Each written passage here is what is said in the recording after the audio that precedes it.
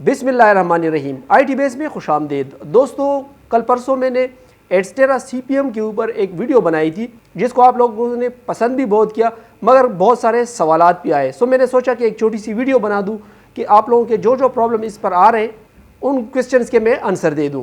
तो शुरू करते हैं। पहले मैं आपको थोड़ा सा प्रोसीजर बता दूं कि हमने जो मेन अकाउंट बनाया है एडस्टेरा के लिए, उस पर आपने ये वर्क बिल्कुल नहीं करना। आपने करना है तो इसका रेफरल लिंक कॉपी करके आपने एक और अकाउंट बनाना है, रेफरल का अकाउंट, ठीक है। उसके ऊपर आपने ये CPM वर्क करना है। उसकी वजह ये है कि जो रेफरल अकाउंट के ऊपर वर्क होगा वो तो बहुत तेज़ होगा, यानी आपके 20, 25, 50, $100 भी बन सकते हैं उसमें। वो बंद भी हो सकता है किसी भी टाइम। हमारा मेन मकसद ये है कि उसमें से जो 5% आएगा वो हमारे मेन अकाउंट में आएगा। हमारा फोकस होना चाहिए उस मेन अकाउंट के ऊपर, और उसको आपने ज़्यादा ओपन भी नहीं करना, तो आपका ये अकाउंट जो है सेफ रहेगा। बाकी रेफरल अकाउंट है वो किसी भी टाइम बंद हो सकता है।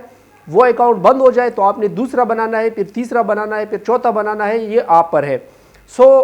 रेफरल वाला जो अकाउंट है वो अगर चलता है, बैन नहीं हुआ, तो उसकी जो इनकम है वो भी आप ही की है। लेकिन मुझे ज़्यादा श्योरिटी ये है कि वो अकाउंट किसी टाइम पर भी बंद हो सकता है, इसलिए उस पर आप ज़्यादा फोकस न रखें। आप फोकस रखें उस 5% के ऊपर जो आपके मेन अकाउंट में आएगा। अब आते हैं आपके क्वेश्चंस की तरफ। पहला सवाल जो सबसे ज़्यादा पूछा गया है कि सर मेरे एड्स के ऊपर एनोनिमस प्रॉक्सी का आ रहा है। जी हाँ, कुछ कंट्रीज़ में, कुछ औकात में, मैं फिर बता दूँ, कुछ कंट्रीज़ के कुछ औकात में, इन हमेशा के लिए नहीं होता, ये एनोनिमस प्रॉक्सी का प्रॉब्लम आता है। तो वो मैंने वीडियो में भी बताया हुआ है कि उस सूरत में आप ये करें कि अपना कैशे क्लियर कर दे, हिस्ट्री क्लियर कर दे और कंट्री को चेंज कर दे, तो फिर आपका ये मसला हल हो जाएगा। दूसरा क्वेश्चन जो सबसे ज़्यादा आ रहा है कि सर हमारे एड के ऊपर QR कोड आ रहा है और साथ एक और भी होता है, पॉपअप होता है जिसको ओके करना पड़ता है। तो मैं आपको बता दूं, ये असल में एड है और इस एड में उन्होंने ये चालाकी की हुई है कि QR कोड दिया हुआ है कि जी इसको स्कैन करें वगैरह वगैरह। आपने उस पर कोई ध्यान नहीं देना, आपने उस एड को चलाते रहने देना है 20-25 सेकंड तक, जितनी देर तक आप देखना चाहते हैं, और उस कोड को आप स्कैन ना करें तो बेहतर है। आपका ये जो व्यू है ये काउंट हो जाएगा। एक सवाल ये भी आया है कि सर पेमेंट तो मुझे नहीं मिली। तो भाई साहब, बात ये है कि पहले दिन आपको पेमेंट नहीं मिलती। आप बेहतर होगा कि मेरी एडस्टेरा की पहली वाली क्लास देख लें कि एडस्टेरा अकाउंट है क्या चीज़। यहाँ पर जब आप वर्क करते हो तो उसकी पेमेंट एक दिन में नहीं मिलती, बल्कि जब आपके $100 कंप्लीट हो जाते हैं तो अगली पेमेंट डेट के ऊपर आपको पेमेंट मिलती है। आप अपने एडस्टेरा अकाउंट के डैशबोर्ड में आ जाए, वहाँ पर देख ले, उन्होंने पेमेंट डेट दी होती है कि जी ये मार्च की पेमेंट है, ये अप्रैल की पेमेंट है, ये 15 तारीख को हम करेंगे, 21 तारीख को। वो बाकायदा अपडेट करते रहते हैं कि किस डेट को हम पेमेंट रिलीज़ करेंगे।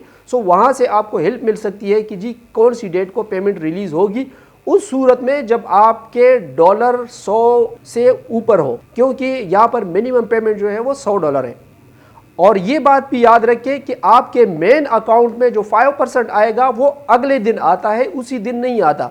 आपने ये भी ख्याल रखना है कि अगर आपके रेफरल अकाउंट से आज के दिन काम हुआ तो आज आपके अकाउंट, मेन अकाउंट में ये चीज़ें रिफ्लेक्ट नहीं होगी, बैलेंस ट्रांसफ़र नहीं होगा, ये अगले दिन ट्रांसफ़र होगा।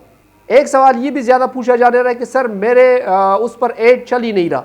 तो एड न चलने की वजह यह है कि आपने क्लास को पूरा देखा नहीं है।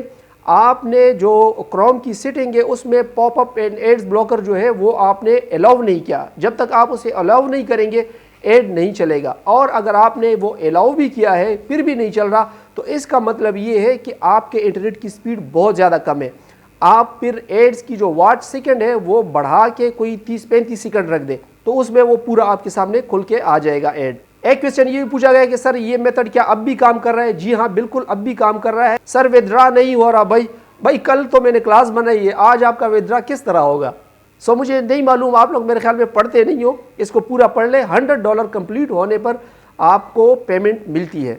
इसके अलावा ये भी पूछा जा रहा है कि सर हमने 2 घंटे काम किया मगर सिर्फ 25 सेंट बने, तो अपनी अर्निंग को कैसे इंक्रीज़ करें? तो अर्निंग को इंक्रीज़ करने के लिए आपने वो कंट्री सेलेक्ट करनी है जिनका CPM ज़्यादा है।